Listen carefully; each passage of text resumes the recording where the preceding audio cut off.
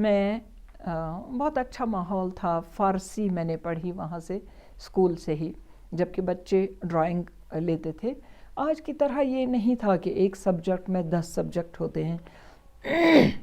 آج میں دیکھتی ہوں جو 10ویں کا کورس ہوتا ہے اس میں سائنس بھی پڑھاتے ہیں اور اردو بھی پڑھاتے ہیں، جبکہ ہمارے زمانے میں اردو، فارسی اس طرح کے مضامین ہوتے تھے آرٹس میں، اور سائنس جس کا ہے اس کو یہ چیزیں نہیں پڑھنی پڑتی تھیں، نہ ہسٹری، جغرافی، نہ یہ ڈومیسٹک سائنس، نہ یہ اردو، پرشین.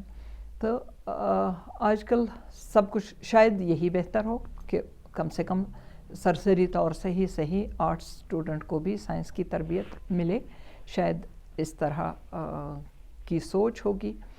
تو ہمارے زمانے میں میرے یہی تھے، اردو، فارسی، ہسٹری، جغرافی، میتھس، اور ایک ڈومیسٹک سائنس بھی لڑکیوں کے لیے ہوا کرتا تھا، جبکہ لڑکوں کے لیے الجبرا، جیومیٹری یہ ہوتا تھا میتھس کے ساتھ. تو ڈومیسٹک سائنس میں اسکولوں میں اتنا اچھا لگتا تھا جب کوکنگ بھی سکھاتے تھے، ٹیلرنگ سکھاتے تھے، کڑھائی، بنائی، یہ سب سکھاتے تھے. اس میں ایک انٹرٹینمنٹ بھی ہو جاتا تھا، اور بچے بھی کوئی نہ کوئی ہنر سیکھ کے، جس میں ان کو دلچسپی ہوتی تھی، وہ سیکھ کے نکلتے تھے. بعد میں عملی زندگی میں وہ کام آ جاتا تھا. اور مجھے یاد ہے کہ میٹرک کے لیے جب میں نے میٹرک کا ایگزام دیا تو میں نے والد صاحب سے کہا کہ میری دلچسپی ہے میں زری کا کام سیکھوں، یعنی تلا لگانے کا کام، جو کشمیری پھیرن، اس زمانے میں صرف پھیرن یا شال میں یہ کام ہوتا تھا. اب تو شرٹ میں بھی ہوتا ہے. باقی اس کے 10 طریقے ہیں اور اس کو سجانے کے انسان کو. تو پھر میں نے 10ویں کا جب امتحان دیا، رزلٹ کا انتظار کر رہی تھی، تو 3 مہینے ہمیں ملتے تھے. ان 3 مہینوں میں میں کوئی نہ کوئی ہنر سیکھتی تھی. 10ویں میں میں نے پھر زری کا کام سیکھا، اور میں پھر لگاتی بھی تھی، جیسے والدہ کے پھیرن میں، چاچی کے پھیرن میں، یا خود اپنے پھیرن میں زری لگاتی تھی میں. اب جیسا بھی ظاہر ہے را ہینڈ ہی رہا ہوگا، وہ اتنی نفاست اس میں کہاں آتی، لیکن ایک ہنر ملتا تھا بچے کو. اس کے بعد میں نواکدل کالج میں نے جوائن کیا، اور اس زمانے میں یہ نہیں ہوتا تھا. اب تو 10+2+ اس طرح سے ہے. ہم سیدھے اسکول سے نکل کر PUC جوائن کیا میں نے. پری یونیورسٹی کورس ہوتا تھا جسے آج ہم 11th کلاس کہتے ہیں. تو PUC کر کے پھر 3 ایئر ڈگری کورس ہوا کرتا تھا. اسی میں first year, second year, third year ہوتا تھا. تو 4 سال میں ہی کالج کا زمانہ مکمل ہو جاتا تھا. اس طرح سے تقریباً 20 سال کی عمر میں انسان کالج سے نکل کر یونیورسٹی کی طرف آتا تھا. تو وہی شکر ہے اللہ کا کہ میں بھی، یعنی گریجویشن وہاں میں نے کی. وہاں بھی میں نے اردو، فارسی، ایجوکیشن اور انگلش 4 سبجیکٹس ہوا کرتے تھے. وہ اپنی چوائس سے جو سبجیکٹ لیتا تھا، تو میں نے یہ ان کا انتخاب کیا تھا. اور وہاں سے نکل کر یہ سن 75 کی بات ہے جب میں گریجویشن کر کے یونیورسٹی کی طرف گئی. 75 میں تو پاس کیا، 76 میں ایڈمیشن ہوا یونیورسٹی میں. اردو سے میں نے شروع کیا. بعد میں مجھے ایک طرح سے لالچ سا ہو گیا. میں نے کہا میں کیوں نہ 2 MA ایک ساتھ کروں. 76 میں اردو پریویس میں نے دیا. اس زمانے میں سیمسٹر کا سلسلہ نہیں ہوتا تھا، 1 سال کے بعد ہی ایگزام ہوتے تھے. تو پہلا سال اردو کا 76 میں نے پاس کیا. ادھر سے میں نے پرشین میں ایڈمیشن لیا. بعد میں پتہ چلا میں 2 ایگزام 1 سال میں نہیں دے سکتی ہوں. پھر میں نے پرشین کا ہی کمپلیٹ کیا. 77-78 میں فارسی میں MA کیا، اور 79 میں پھر اردو کا فائنل ایئر پاس کیا. 80 میں MPhil شروع کیا میں نے. 81 میں 1981 میں ایم فل کی ڈگری مجھے ملی فارسی میں. موضوع تھا شعر معاصر ایران. اس زمانے میں فارسی میں جو شعبے کے سربراہ تھے شمس الدین احمد صاحب ہوا کرتے تھے مرحوم، اور جو میرے پسندیدہ استاد تھے جن کو میں بہت زیادہ ریسپیکٹ دیتی تھی کیونکہ وہ اپنی بیٹیوں سے زیادہ محبت کرتے تھے، خاص طور سے لڑکیوں کے ساتھ. ان کا بڑا پدرانہ شفقت ہمیں ملی ہے. وہ تھے مرحوم پروفیسر مرغوب بانہالی. ان کا شفیق انداز بچوں کے ساتھ پیش آنے کا تھا، اور بہت اچھے پڑھے لکھے اور بیٹی بیٹی کر کے ہر اسٹوڈنٹ کو ایڈریس کرتے تھے. تو مجھے وہ بہت پسند تھے. اور کاشی ناتھ پنڈتا جی ایک غیر مسلم کشمیری پنڈت تھے، وہ بھی ہمیں فارسی پڑھاتے تھے. انہی دنوں مسعود سامون بھی وہاں پرشین پڑھانے لگے تھے. وہ بھی کچھ حال ہی میں شاید انہوں نے ایم اے پرشین میں کیا تھا اسی ڈپارٹمنٹ سے، اور وہ پرشین پڑھانے لگے تھے. وہ ماڈرن پرشین پوئٹری ہمیں پڑھاتے تھے. ان کا بھی مجھے بڑا، میں امپریس ہوں، بڑی متاثر تھی ان کے پڑھانے کے انداز سے بھی، اور ان کا جو کردار تھا وہ بڑا متاثر کن تھا. بعد میں وہ کے اے ایس کر کے پھر یونیورسٹی چھوڑ دی انہوں نے، اور سیکٹریٹ میں پھر آخر میں وہ ڈویژنل کمشنر کی حیثیت سے پھر ریٹائر ہوئے. ایسا ایماندار آفیسر بہت کم ایسے اس کی مثالیں ملتی ہیں. اس طرح کے اساتذہ نے ہماری تربیت کی ہے. اور اردو میں جب میں تھی تو وہاں حامدی صاحب نے ایک طرح سے کہہ سکتے ہیں کہ ہاتھ پکڑ کر ہمیں چلنا سکھایا اردو دنیا میں. وہاں ادبی محفلیں ہوا کرتی تھیں اردو ڈپارٹمنٹ میں بھی اور فارسی شعبے میں بھی. یہ ادبی محفلیں ہوا کرتی تھیں ہر سنیچر کو. تو جب بھی کبھی میں نے، ابھی تو مجھے پتہ نہیں تھا کہ میں شعر کہہ سکتی ہوں، حامدی صاحب نے کہا کہ کچھ لکھ کے لاؤ. میں نے کہا کچھ کیا مثلاً؟ انہوں نے کہا مثلاً یہی لکھو. ان کو بھی پتہ نہیں تھا کہ میں شعر کہہ سکتی ہوں. کہا مثلاً یہی لکھو کہ میں کون ہوں، کہاں سے آئی ہوں، کیوں آئی ہوں، کیا کہاں جانا ہے. یہی آپ فی الحال ایک مضمون اس طرح سے لکھ کے لاؤ. تو میں نے اس پر، ان سوالات پر غور کیا تو میں حیات و کائنات کے بارے میں سوچنے لگی. ہاں یہ تو ایک بہت بڑا سوال ہے، اس پر تو سوچنا چاہیے انسان کو. اس طرح کے اساتذہ تھے جو ہمیں سوچنے پر مجبور کرتے تھے. تو میں نے ایک مضمون اپنی طرف سے، ایک چھوٹی سی یعنی 20 سال کی لڑکی جو کالج سے نکلی ہے، ابھی ایکسپوجر بھی نہیں ہے، اور یہ وہ زمانہ نہیں تھا جب ہمارے پاس فون ہوں پھر گوگل سرچ کر کے وہاں سے نکالیں یہاں سے نکالیں. آج کے بچے تو گوگل چاچا سے ہر سوال کا جواب پوچھتے ہیں. ہمارے پاس تو فون کی فیسلٹی گھر میں نہیں تھی، تو جیب کی تو بات ہی نہیں ہے کہ انفرادی طور پر بھی آج کے بچوں کے پاس یہ سہولت ہے. تو میں نے جیسے تیسے جو میں سوچ سکتی تھی زور لگا کے اپنے ذہن پہ ایک مضمون لکھا، میں کون ہوں، کیا ہوں. تو وہ اس طرح سے میں نے لکھا کہ وہ شاعری بن گیا کہ میں کبھی شعلہ ہوں، کبھی شبنم ہوں، میں وہ ہوں، یہ ہوں. اس طرح سے میں نے لکھا. تو حامدی صاحب نے دیکھا تو کہا آپ تو شاعری کر سکتی ہیں، آپ شعر کہہ سکتی ہیں، آپ کیوں نہیں شعر کہتی ہیں. تو انہوں نے جو اپنا شعری مجموعہ دیا، حامدی صاحب نے مجھے پڑھنے کے لیے نایافت، اور اس کو پڑھ کے کہا کہ آپ بھی کچھ لکھیے اور اس مجموعے پر تبصرہ بھی لکھیے. بلکہ زاہدہ زیدی کا بھی انہی دنوں ایک چھپا تھا دھرتی کا لمس، اردو شعری مجموعہ نظموں کا، نظمیں بھی اور آخر میں اس میں غزلیں بھی کچھ تھیں. تو کہا اس پر بھی آپ تبصرہ لکھیے.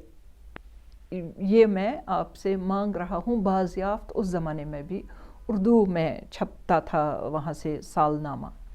کہا میں اس میں یہ دوں گا.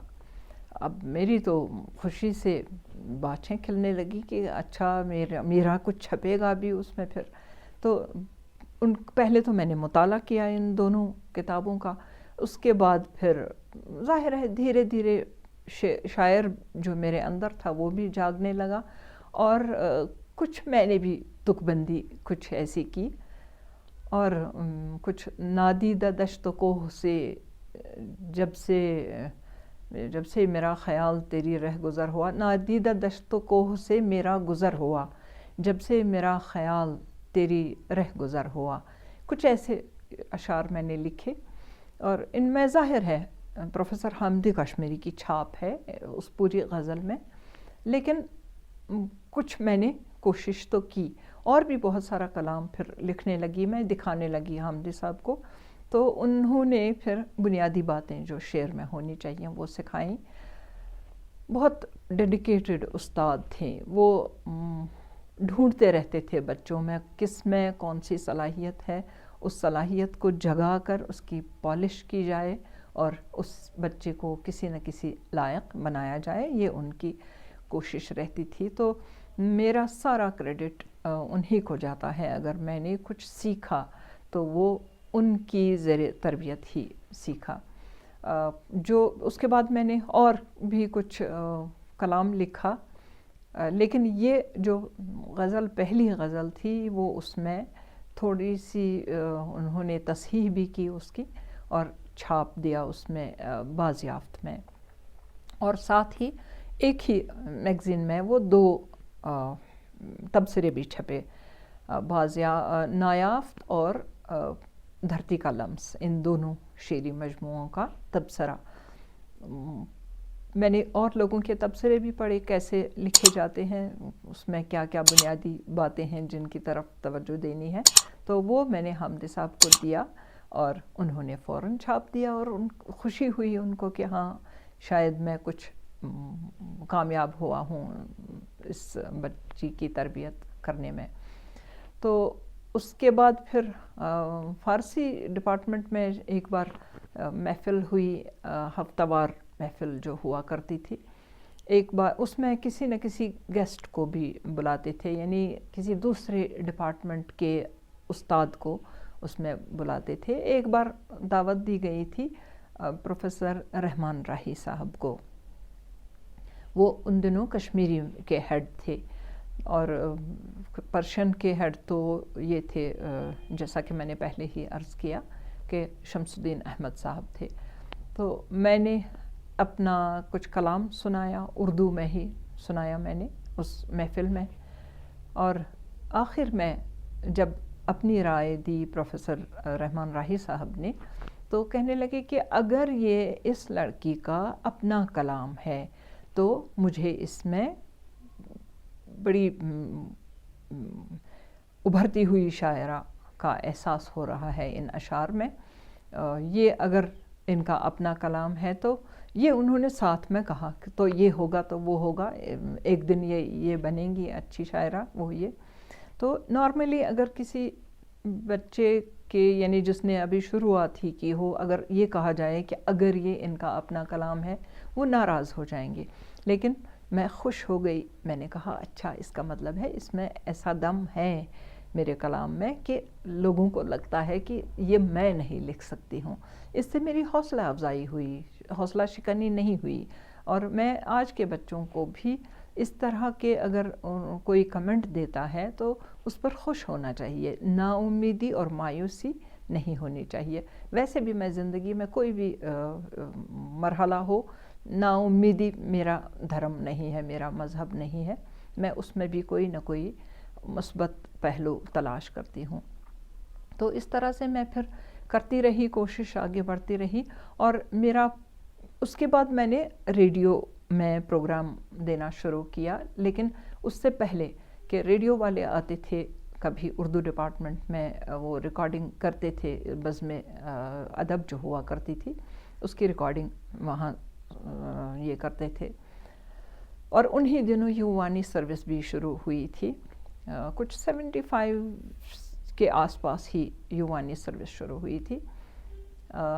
یا 70 ویسے 75 ہی مجھے یاد ہے کہ 75 میں ہی شروعات ہوئی تھی یووانی کی، اور 76 77 78 میں ادبی محفلوں میں جو Urdu department Kashmir Persian department میں ہوا کرتی تھی، اس میں جو میں کلام پڑھتی تھی تو وہ ریکارڈ بھی ہوا، اور ریڈیو سے بعد میں نے اپنی آواز سنی اور یہ ایسا لگا کہ بس میرے پر لگ گئے ہیں، میں اب اتنی خوشی ہوئی کہ میرا کلام ریڈیو سے براڈ کاسٹ ہو رہا ہے، واہ واہ، خوشی ہو رہی تھی۔ تو اس کے بعد کسی نے کہا کہ آپ ریڈیو کیوں نہیں آتی ہیں، آپ وہاں کلام سنائیے، تو گئی میں ریڈیو، لیکن والدین کی اجازت تو نہیں تھی کہ ریڈیو بھی جاؤں میں، بڑی مشکل سے اجازت ملی تھی کہ کالج یا یونیورسٹی جاؤں پڑھائی کے لیے۔ ریڈیو سن کے تو پھر تو شاید کالج بھی بند ہو جاتا، یونیورسٹی بھی بند ہو جاتا جانا، میں چوری چھپے ہی جاتی تھی۔ پھر جب براڈ کاسٹ ہوتا تھا، یووانی سروس سے شروعات ہوئی تھی، تو شام کو پھر سنتے تھے سب لوگ، یووانی بڑی پاپولر اس زمانے میں ہوئی تھی، وہ جو چھزبو میٹرک پاس ہسا وغیرہ اس طرح کے مقبول گانے، محمد سبحان شوقین کے گانے یا اور دوسرے تھیٹر جو بنے تھے، ان تھیٹروں کی پیشکش ہوتی تھی، وہ گانے، چھکری، کورل سانگز وہ چلتے تھے یا ڈرامے چلتے تھے، بڑے پاپولر ہو رہے تھے۔ تو میرا کلام بھی اسی میں، کچھ ادبی پروگرام یا مشاعرے ہوتے تھے، اس میں میرا کلام بھی براڈ کاسٹ ہونے لگا۔ اس زمانے میں وہاں پروگرام آفیسر تھیں ناہید تاج قریشی، لسکول سرگین لسکول تھے پروڈیوسر، بشارت احمد تھے، یہ تھے شفیق احمد تھے، اور کئی لوگ تھے وہاں۔ تو روپ کرشن بھٹ جو ہندی کے رائٹر ہیں، کشمیری کے بھی، تو وہ تھے، کئی لوگ اچھے اچھے لوگ تھے جو وہاں ہمارے پروگرام ریکارڈ کرتے تھے۔ تو جب میرے رشتہ داروں نے سنا، یعنی چاچا، ہماری بڑی فیملی تھی، یعنی 5-6 چاچا، میرے 5 چاچا تھے، ایک پھوپھی تھی، خالہ، 2 خالائیں، یہ لوگ جب سنتے تھے ریڈیو سے رخسانہ جبیں کی آواز، اور جبیں بھی جوڑ دیا تھا، رخسانہ اب رخسانہ جبیں بن گئی ہیں، یہ ہیں کون، یہ اگر ہماری ہی بیٹی ہیں تو کیسے وہ ریڈیو گئیں، کس نے اس کو اجازت دی؟ پھر میرے والدین سے پوچھتے تھے، وہ مجھ سے پوچھتے تھے کیا ہوا، یہ کیسے ریڈیو پہنچی آپ کی آواز؟ تو میں نے کہا نہیں، میں تو نہیں گئی ہوں، یہ تو یونیورسٹی آ کر انہوں نے ریکارڈ کیا ہے۔ اچھا، اگلی بار پھر چلا تو پھر وہ پوچھنے لگے مجھ سے کہ یہ اب تو پھر چلا ہے۔ میں نے کہا یا تو وہی ریپیٹ چلا ہوگا، یا پھر ہاں انہوں نے 2-4 غزلیں کی ہیں ریکارڈ میری، وہ دوسری چلی ہوگی، تیسرے کی بھی میں نے گنجائش رکھی، چوتھے کی بھی میں نے گنجائش رکھی۔ تو جب تک پھر دھیرے دھیرے لوگوں کو پتہ چلا کہ مطلب پاپولر ہو رہا تھا یہ یووانی سروس بھی، اور اس کے ساتھ جو وہاں پڑھتے بھی تھے ان کو بھی ایک شناخت ملتی تھی، تو دھیرے دھیرے یہ ایسے چلتا رہا سلسلہ۔ اس بیچ میں ادھر سے میں نے پھر ایم فل بھی کیا، اور اس کے بعد ایم فل میں نے کیا تو اب ریسرچ کر رہی تھی میں، شعر معاصر ایران ٹاپک ملا تھا مجھے، شعر معاصر ایران یعنی کنٹمپریری پرشین پوئٹری ان ایران، وہ ملا تھا۔ اور آصف نعیم صدیقی اس بیچ میں وہاں ایک نئے لیکچرر آ گئے تھے، جن کی نگرانی میں مجھے کہا گیا تھا، بلکہ ایم فل بھی میں نے ان کی نگرانی میں ہی کیا تھا۔ پھر ریسرچ شروع میں نے کی تھی، ابھی میں مٹیریل جمع کر رہی تھی تو ادھر سے ایک سرکاری اسکول میں میرا تقرر ہوا۔ یہ سن 82 کی بات ہے، 81 میں نے کمپلیٹ کیا تھا ایم فل، اور 1 سال ہو گیا تھا ریسرچ کر رہی تھی، تو 82 میں سرکاری اسکول میں ٹیچر بن گئی میں۔ آج کل تو والدین بچوں کے لیے بہت کچھ کرتے ہیں، مطلب بھاگ دوڑ۔ اس زمانے میں نہ مجھے خود پتہ تھا کہاں سے میں آگے بڑھ سکتی ہوں، نہ والدین کو دلچسپی تھی اس بات میں کہ ہم ساتھ آئیں۔ کہیں سے پتہ چلا کہ ٹیچنگ جاب کے لیے اپلیکیشنز بھرنی ہے تو میں نے بھی بھری اور میرا سلیکشن بھی ہوا. اور اس زمانے میں مجھے یاد ہے باقی لوگوں کے ساتھ ساتھ نسیم لنکر صاحبہ جو بعد میں ڈویژنل کمشنر کی حیثیت سے ریٹائر ہوئیں وہ بھی اس میں تھیں پینل میں. تو وہ کالج میں مجھے پڑھا چکی تھیں انگریزی کی, وہ لیکچرر بھی تھیں نواکدل کالج میں. تو پھر میرا سلیکشن ہو گیا اور والدین کو میں نے یہ خبر دی کہ میں ٹیچر ہو گئی ہوں. جوائن کیا اور گاندربل میں میری پوسٹنگ ہوئی. گاندربل ابھی جوائن نہیں کیا میں نے, جوائن تو کیا ہاں, ابھی پوسٹنگ نہیں ہوئی. ادھر سے میں نے ریڈیو کے لیے مجھے ملا.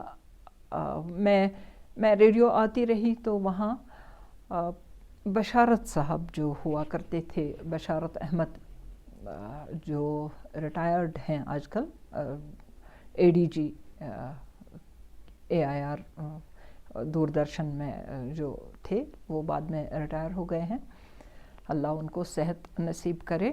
تو انہوں نے یہ راستہ دکھایا مجھے. جب میں ریکارڈنگ کے لیے جاتی تھی تو انہوں نے کہا رخسانہ آپ پروگرام ایگزیکیوٹیو پوسٹ کے لیے اپلائی کیوں نہیں کرتی ہیں. مجھے پتہ بھی نہیں تھا پروگرام ایگزیکیوٹیو پوسٹ کیا ہے اور کیسے اس کے لیے اپلائی کرنا ہے. میں نے پوچھا سر مجھے اس کے لیے کیا کرنا ہے. کہا آپ ایک اپلیکیشن لکھیے, UPSC بھیج دیجئے. میں نے کہا ایڈریس ان کا مجھے تو معلوم ہی نہیں ہے. کہا فلاں اخبار لاؤ, کچھ انڈین ایکسپریس یا کوئی اخبار تھا یا ٹائمز آف انڈیا, کہا فلاں دن کا وہ لے آؤ. میں لے آئی. کہا اس میں یہ ایڈورٹیزمنٹ دیا ہوا ہے کہ اردو پروگرام آفیسر چاہیے آل انڈیا ریڈیو کو, UPSC اس کا انٹرویو کریں گے اور ٹیسٹ, ریٹن ٹیسٹ بھی, یہ بھی, تو آپ کرو اپلائی. میں نے کہا ٹھیک ہے سر. پھر میں نے وہ اپلیکیشن اس میں بائی پوسٹ بھیج دی اور کچھ دنوں کے بعد وہاں سے مجھے فارم آ گیا. والدین کو کچھ پتہ نہیں ہے کہ میں یہ کوشش کر رہی ہوں, وہ کوشش کر رہی ہوں. تو اچھے لوگ ملے جنہوں نے راستہ دکھایا, جنہوں نے گائیڈنس کی. تو جب یہ آیا میں فوراً بشارت صاحب کے پاس گئی. سر مجھے یہ فارم کیسے بھرنا ہوگا. کہا اس میں لکھا ہے نا سب, نام کے اگینسٹ نام لکھو, باپ کا نام لکھنا ہے, ایجوکیشنل کوالیفیکیشنز, یہ تک مطلب مجھے بالکل جس کو کہیں نا کہ دنیا کی خبر ہی نہیں تھی مجھے. تو انہوں نے بھروایا فارم وغیرہ. پھر کہا کہ آپ یہ بھی لکھو کہ میں ریڈیو میں پروگرام دیتی ہوں, وہ ایڈیشنل یہ ہوگا, اس میں اسینشل کوالٹیز میں آ جائے گا. تو میں نے ایک پیج وہ بھی لکھا کہ میں کس کس طرح کے پروگرام یہاں پیش کرتی ہوں. اور کچھ ہی دنوں میں آ گیا وہاں سے بلاوا انٹرویو کے لیے. اور اب مجبور تھی میں والدین کو بتانے کے لیے کہ میں نے اس پوسٹ کے لیے اپلائی کیا ہے. میں نے والد صاحب سے کہا کہ اب دلی جانا پڑے گا. ان کا ساتھ تو اس میں ضروری تھا کیونکہ میں سری نگر سے باہر کہیں گئی بھی نہیں تھی, کسی گاؤں کا راستہ نہیں معلوم تھا, جموں تک نہیں گئی تھی, تو دلی کہاں جاتی میں. تو میں نے والد صاحب سے بڑی منت سماجت کی کہ میں چاہتی ہوں کہ وہ کہنے لگے کیا ہے اب تو ٹیچر ہو گئی ہو نا, اب ٹیچنگ جاب ملا ہے تو کیا ضرورت ہے اب ادھر. میں نے کہا میری دلچسپی ہے میڈیا کے ساتھ, میں ریڈیو میں آنا چاہتی ہوں, اور وہ گیزٹڈ پوسٹ ہے, سینٹرل گورنمنٹ کا گیزٹڈ پوسٹ ہے, ٹیچنگ پوسٹ تو یہ نہیں ہے, ٹیچر پوسٹ وہ نہیں ہے گیزٹڈ, میری دلچسپی ہے اس میں, میں پلیز وہ یہ. تو کسی طرح سے منوا لیا ان کو, اور اللہ کا کرم کے سلیکشن بھی ہوا. اور سلیکشن جب ہوا اب تو جوائن کیا میں نے ریڈیو, اور ریزائن کیا ایز ٹیچر وہاں گاندربل اسکول سے ریزائن کیا میں نے. تقریباً 10-11 مہینے میں نے یہ سرکاری اسکول میں ٹیچر کی حیثیت سے کام کیا. اس کے بعد ریڈیو جوائن کیا میں نے سن 83 میں, اپریل کا مہینہ تھا, 12 اپریل کو میں نے جوائن کیا. وہاں میں نے 21 مئی کو 82 میں جوائن کیا تھا اسکول ٹیچر پوسٹ پر. تو اب باضابطہ ریڈیو کی سروس جوائن کی. تو وہاں اس زمانے میں اٹگی صاحب ہوا کرتے تھے, آر پی اٹگی. وہ خود تمل زبان کے شاعر تھے, وہ ہیڈ تھے, اسٹیشن ڈائریکٹر تھے. اس سے پہلے کے نیر صاحب تھے. تو کے نیر صاحب کے ساتھ بھی ملاقاتیں میری ہوئی ہیں. جب بھی میں جاتی تھی ریڈیو تو, یا زبیر رضوی صاحب تھے, ان کا بھی بڑا کنٹریبیوشن رہا مجھے, مطلب انٹروڈیوس کرانے میں باہر کی دنیا سے. یعنی میرا کلام جب پہلی بار کسی رسالے میں چھپا, وہ زبیر رضوی صاحب نے ہی بھیجا تھا. میری پہلی 5 غزلیں بھیجی تھیں. ستور چھپا کرتا تھا اس زمانے میں, کمار پاشی اس کے ایڈیٹر تھے, سب کچھ وہی تھے. تو کمار پاشی, میں تو نہیں جانتی تھی کسی بھی ایڈیٹر کو, کسی رسالے کا بھی پتہ ہی نہیں تھا کہاں کیا چھپتا ہے. تو زبیر صاحب نے جب وہاں بھیجا کلام, وہاں سے چھپ کر آیا, اور صرف چھپ کر نہیں آئی, 5 غزلیں ایک ساتھ. یعنی نوآموز شاعر, اس کی معتبر رسالے میں اس طرح سے ایک ساتھ 5 غزلیں چھپنا بہت بڑی بات تھی. اور اس میں صرف 5 غزلیں نہیں, ایک صفحے پر تمہیدی کلمات بھی اس میں تھے, جو ایڈیٹر ستور کمار پاشی صاحب نے کلام دیکھ کے لکھی تھیں. وہ میرے پاس آج بھی موجود ہے. اس میں انہوں نے لکھا تھا کہ میں اس شاعرہ کو نہیں جانتا ہوں یہ کس کا کلام ہے, لیکن جس نے بھی لکھا ہے اس میں امکانات ہیں. پھر اس میں کافی تفصیل سے وہ پورا ایک صفحہ لکھا ہے, تو وہ میرے لیے حوصلہ افزائی کا سبب بنا. میں نے کہا اچھا, تو میں باہر کے رسالوں میں بھی چھپ سکتی ہوں, اور وہ بھی اس طرح سے ماشاءاللہ عزت افزائی بھی ہوئی اس میں کہ ایک صفحے کا کوئی ایڈیٹر نوآموز کے لیے لکھے, تو یہ بہت بڑی بات تھی میرے لیے. اچھا, اس کے بعد کلام چھپتا رہا تقریباً تمام رسائل میں جو اس وقت چھپتے تھے, جیسے شاعر, شب خون, عصری آگہی, ایوان اردو, جواز, تناظر, بڑے بڑے رسائل, مفاہیم, کافی, یعنی جو بھی رسالہ اردو میں چھپتا تھا اس زمانے میں, اس میں میرا کلام چھپتا رہا. اور ایک بار تو میں حیران ہو گئی کہ مجھے شبیب صاحب نے کہا کہ آپ کا شعر, آپ کے ایک شعر کا حوالہ بھی ایک کتاب میں دیا گیا ہے, اور وہ بھی پروفیسر گوپی چند نارنگ نے اس کا حوالہ دیا ہے, جو کہ ایک آتھینٹسٹی ہے ادب میں. جب تنقید میں نام لیے جاتے ہیں تو پہلی صف کے ناقدین میں شمس الرحمن فاروقی صاحب یا نارنگ صاحب کا نام لیا جاتا ہے. تو نارنگ صاحب میرے شعر کو کوٹ کریں, اور ابھی تو میرا کوئی مجموعہ نہیں چھپا ہے, انہوں نے کہاں سے یہ حاصل کیا؟ بعد میں پتہ چلا کسی رسالے میں ہی ظاہر ہے دیکھا ہوگا. تو ان کی کتاب تھی ایک بطور کربلا بطور شعری استعارہ, کربلا بطور شعری استعارہ. اس میں ایک شعر میرا, فرات لکھ نہ سکا دشت کربلا ہی لکھ, کچھ ایسا شعر تھا, تو وہ انہوں نے کوٹ کیا تھا. ایک اور فیدر لگ گیا میری اس میں کیپ میں. اگر آپ کو یہ ویڈیو پسند آیا ہو تو برائے کرم لائک, شیئر اور سبسکرائب کرنا نہ بھولیں. بہت بہت شکریہ.